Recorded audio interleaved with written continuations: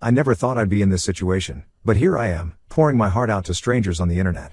My name is Alex, 28M, and I'm about to tell you how my life crumbled in a matter of months.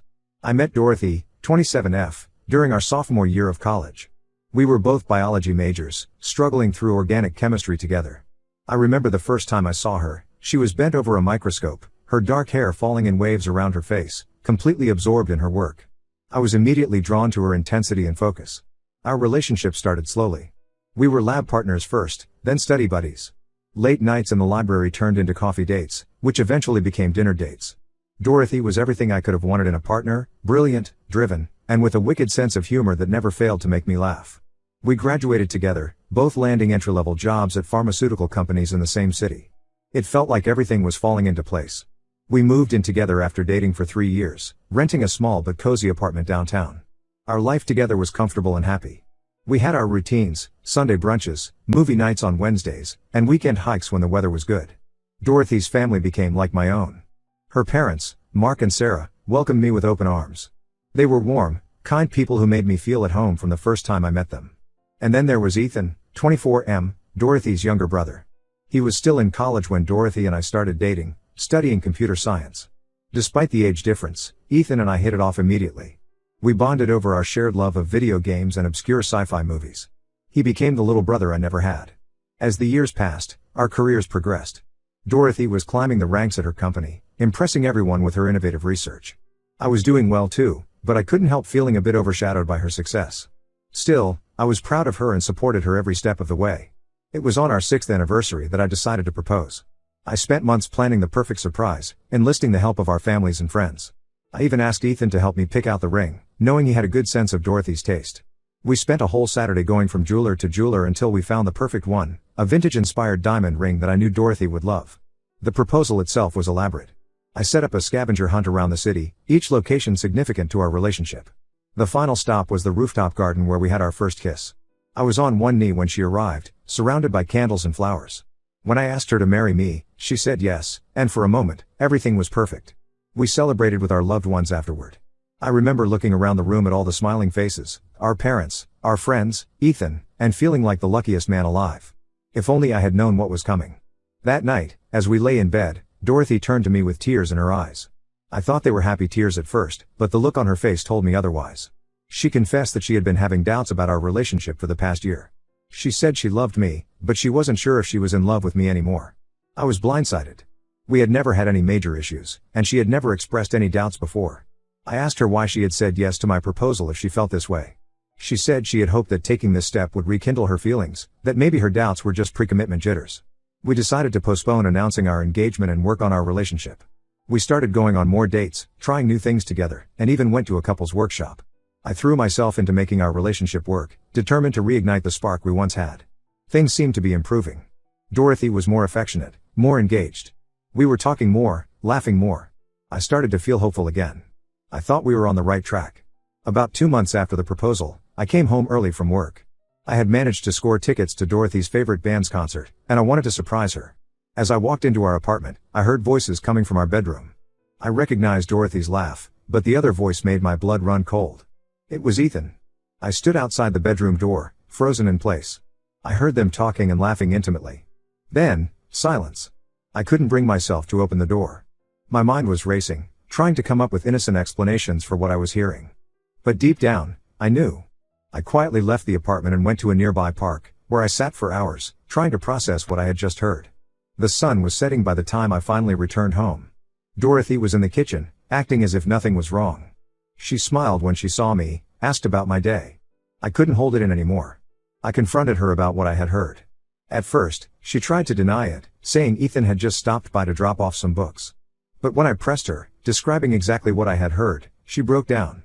Dorothy admitted that she and Ethan had been having an affair for the past 8 months. It started when we were going through a rough patch, and Ethan had comforted her. One thing led to another, and before they knew it, they were in too deep. I felt like I was living in a nightmare. Not only had my fiancée cheated on me, but she had done it with my future brother-in-law, someone I considered a friend. The betrayal was overwhelming. I packed a bag and left that night, staying with a college buddy who lived nearby. The next few days were a blur. I called in sick to work and barely ate or slept. Dorothy kept calling and texting, begging me to come home so we could talk. I ignored her messages, needing time to think. A week after I left, I received a call from Mark and Sarah, Dorothy's parents. They wanted to know why I had moved out and why Dorothy was so upset. I realized she hadn't told them the truth. In that moment, I made a decision. I told them everything. The silence on the other end of the line was deafening. Finally, Sarah spoke, her voice shaking with anger and disappointment. She apologized profusely and said they would talk to Dorothy and Ethan. Mark got on the phone too, assuring me that this behavior was not something they condoned or had ever expected from their children. Now, it's been 2 weeks since I found out about the affair. I'm still staying with my friend, trying to figure out what to do next. Dorothy has stopped calling, but Ethan has started. He's left voicemails apologizing and begging for forgiveness. I haven't listened to any of them fully. Our friends are divided. Some are supportive of me, while others think I should give Dorothy another chance. They say everyone makes mistakes, that 8 years of relationship shouldn't be thrown away over one indiscretion. But to me, it wasn't just one indiscretion. It was 8 months of lying and betrayal. My parents are furious. They want me to cut all ties with Dorothy and her family. My mom, in particular, is heartbroken. She had always thought of Dorothy as the daughter she never had. I'm lost and don't know what to do. Part of me still loves Dorothy and wants to believe we can work through this. We've been through so much together, college, starting our careers, building a life. But another part of me knows that the trust is irreparably broken. How can I ever look at Ethan again without feeling betrayed? How can I ever trust Dorothy when she's alone with her brother? I'm considering making a drastic change. My company has an office in Seattle, and I've always loved the Pacific Northwest. I've been thinking about requesting a transfer. Maybe a fresh start in a new city is what I need. But is running away the answer? I need advice. Am I overreacting by considering such a drastic move? Should I give Dorothy another chance? How do I deal with the betrayal from both my fiancée and her brother? Any insights would be appreciated. Update 1. It's been a month since my last post, and I want to thank everyone for their support and advice. Your words have been a lifeline during this difficult time. After much soul-searching and several long conversations with my closest friends and family, I decided not to give Dorothy another chance. The trust was broken, and I realized I deserved better than someone who could betray me like that. I called Dorothy and asked to meet in person to tell her my decision. We met at a neutral location, a coffee shop we used to frequent. Seeing her again was harder than I expected. She looked tired and sad, a far cry from the vibrant woman I fell in love with. I told her that I couldn't continue our relationship. She cried and begged for another chance, saying she had made a horrible mistake and that she truly loved me. She said she had ended things with Ethan for good and was willing to do anything to regain my trust. I almost wavered. For a moment, I could see our future together, the life we had planned, the family we had talked about. But then I remembered the sound of her laughing with Ethan in our bedroom, and my resolve strengthened. I told her I was moving out permanently and that she had 2 weeks to find a new place to live. Our lease was in my name, and I had decided to keep the apartment for now. She protested at first, saying it wasn't fair to make her move out, but eventually agreed. The day I went to collect my things was one of the hardest of my life. Dorothy was there, watching silently as I packed up 6 years of my life. It was surreal, going through our shared possessions, deciding what to take and what to leave behind. As I was about to leave, Dorothy handed me an envelope. Inside was a letter explaining everything, how the affair started, why she didn't end it, and how sorry she was. She asked me to read it when I was ready. I haven't read it yet. I'm not sure if I ever will. As for Ethan, he showed up at my workplace a week after I moved out. I was leaving the office when I saw him waiting by my car. He looked terrible, dark circles under his eyes, unkempt hair, and clothes that looked like they hadn't been washed in days. He started apologizing the moment he saw me, saying he had ruined everything and that he would do anything to make it right. I let him talk for a few minutes before I finally spoke. I told him that he had not only betrayed me but also his own sister. I said I never wanted to see or hear from him again. The look on his face when I said that will stay with me for a long time. It was a mixture of guilt, shame, and desperation. As I drove away, I saw him sink to the ground in the rearview mirror. Mark and Sarah called me a few days later. They apologized again for their children's behavior and said they understood if I never wanted to speak to them again. But they also said they considered me family and hoped that someday, we could rebuild our relationship.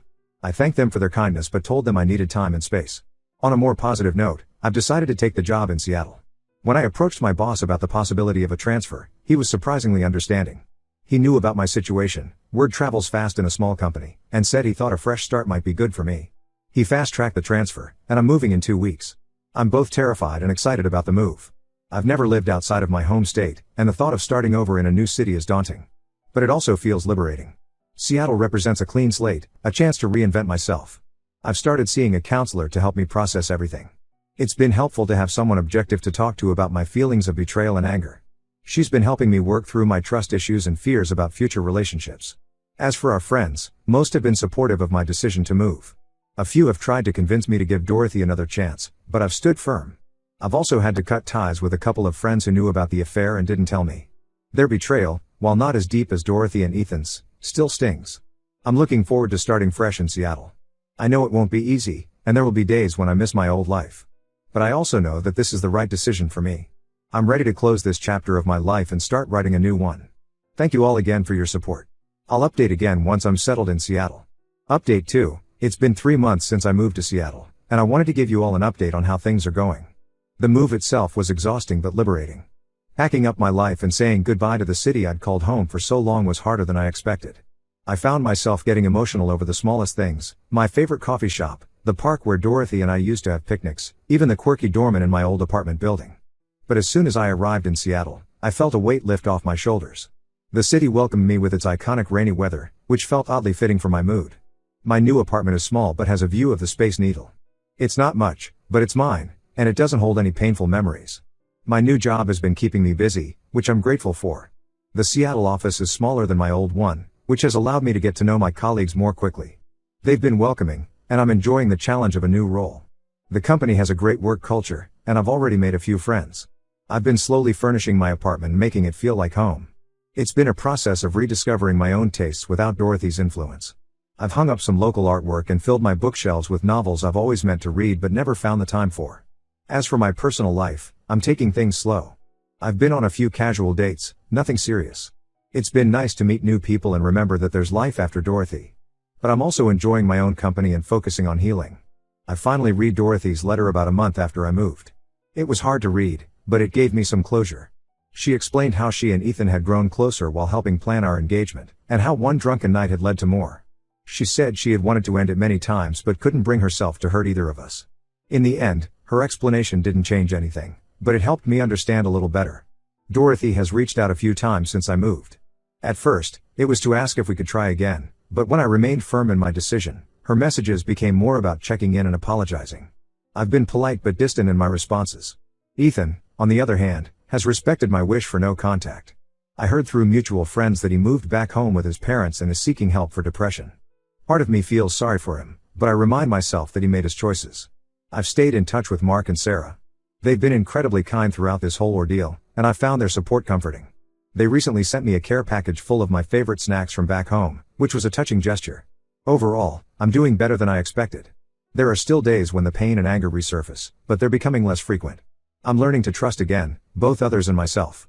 I'm looking forward to exploring more of Seattle and building a new life here. Thank you all for your continued support and kind words. It means more than you know. Update 3, it's been a year since I moved to Seattle, and what a year it's been. I want to thank everyone who has followed my journey and offered support along the way. Life in Seattle has become home. The city's rhythm has become my own, the morning rush for coffee, the weekend crowds at Pike Place Market, the peaceful evenings watching the sunset over Puget Sound. I've even gotten used to the rain, though I still grumble about it sometimes. I've settled into my job nicely and even received a promotion last month. The project I've been working on for the past 6 months was a success, and my boss recognized my hard work. It feels good to be acknowledged for my efforts, especially after feeling overshadowed by Dorothy for so long in our old company. I've made some great friends here, both at work and through various hobby groups I've joined. I've taken up hiking and have been exploring the beautiful Pacific Northwest on weekends. There's something therapeutic about being out in nature, surrounded by towering trees and breathtaking vistas. It's helped me find peace and perspective. As for my personal life, I have some news. About 4 months ago, I met someone. Her name is Mia, 29F, and we met at a local bookstore. We were both reaching for the same book, a new release by our favorite sci-fi author. We ended up talking for hours over coffee, bonding over our shared love of science fiction and terrible B-movies. We've been dating since then. It's still early days, but I'm happy. Mia knows about my past, and she's been incredibly understanding and patient. She doesn't push me to open up more than I'm comfortable with, and she's been supportive as I work through my lingering trust issues. We're taking things slow, but for the first time in a long time, I'm excited about the possibility of a future with someone. Dorothy reached out again last month. She told me she was engaged to someone new and wanted me to hear it from her rather than through the grapevine. I appreciated her thoughtfulness and wished her well. The news didn't hurt as much as I thought it would, which I take as a sign of how far I've come. I haven't heard from Ethan directly, but Dorothy mentioned that he's doing better. He's back in school, finishing his degree, and has been sober for 6 months. I'm glad he's getting his life back on track. While I don't think I'll ever be able to forgive him completely, I no longer harbor the intense anger I once did. Mark and Sarah visited me in Seattle a couple of months ago. It was nice to see them, and we had a good time catching up. They've become like surrogate parents to me, and I'm grateful for their continued presence in my life. They met Mia during their visit and seemed to like her, which meant more to me than I expected. Looking back on the past year, I'm proud of how far I've come. The pain of betrayal has faded, replaced by gratitude for the lessons I've learned and the strength I've discovered in myself. I've rebuilt my life in a new city, advanced in my career, made new friends, and even opened my heart to the possibility of love again. That's not to say everything is perfect. I still have moments of doubt and insecurity. Sometimes, I catch myself waiting for the other shoe to drop with Mia, expecting betrayal around every corner. But I'm working on it. I'm learning to trust my instincts again and to believe that not everyone will hurt me the way Dorothy and Ethan did. To anyone going through a similar situation, I want to say, it gets better. It's not easy, and there will be tough days, but you're stronger than you know. Don't be afraid to lean on your support system and to put yourself first. Sometimes, a fresh start is exactly what you need to heal and grow. Thank you all again for being part of my journey. Your support has meant the world to me. While this might be my last update for a while, know that I'm doing well and looking forward to what the future holds.